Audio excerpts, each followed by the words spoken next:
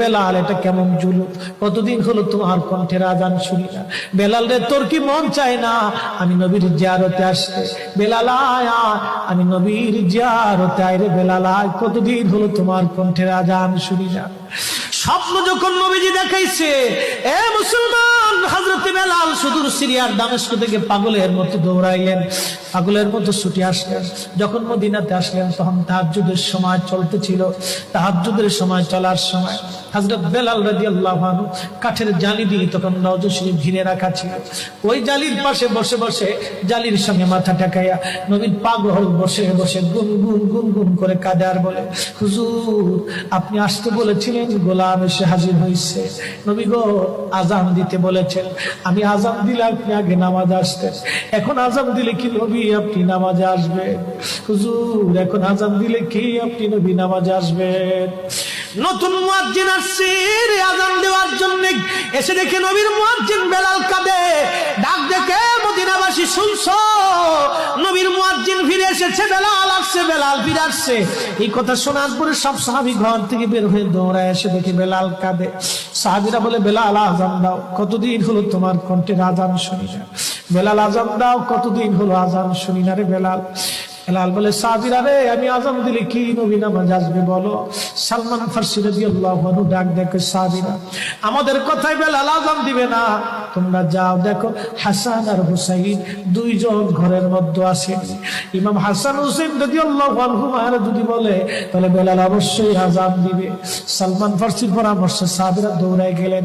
বর্তমান 7 নম্বর গেট বাবু সালাম বরাবর একটা মসজিদ আছে, মসজিদে আলী, এটাই ছিল হযরত ফাতেমা রাদিয়াল্লাহু আনহার বাড়ি। এই বাড়িতে দৌড়ে যাওয়ার পরে ইমাম হাসান হুসাইন রাদিয়াল্লাহু আনহুমা দুইজনকে নিয়ে আসা হলো। দুইজনকে নিয়ে আসার পরে হযরত ইমাম হাসানকে দেখতে আমার নবীর মতো দেখা যাইতো, চেহারাটা রাসূল করিমের চেহারার মতো ছিল। নাতি দৌহিত্র নানার চেহারা পেয়েছিলেন, ইমাম হুসাইন ও নানার সুরত পেয়েছিলেন। দুই ভাই নানার সুরত পেয়েছিলেন। হযরত বেলাল রওজা শরীফ থেকে উঠে হযরতে হাসানের বুকের মধ্যে মাথা ঠেকায় কাঁদতেছে, ইমাম হুসাইনের বুকের মধ্যে মাথা ঠেকায় কাঁদে। হযরত ইমাম হাসান ডাক দেখে, নানার মুয়াজ্জিন, কতদিন হলো তোমার কণ্ঠে আজান শুনি না। যে কণ্ঠ দিয়ে নানার আজান শুনাইতা, যাও গো ওই কণ্ঠ দিয়ে আমাদেরকেও আজান শোনাইয়া যাও।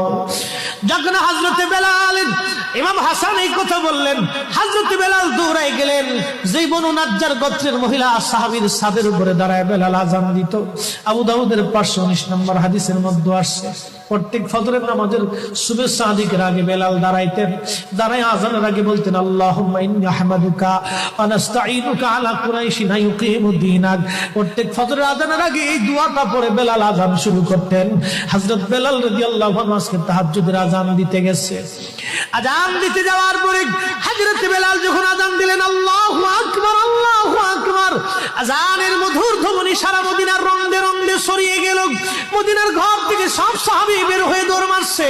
আবার যখন বলেন আল্লাহু আকবার, আল্লাহু আকবার, সব সাহাবী, মহিলা, বৃদ্ধ, বনিতা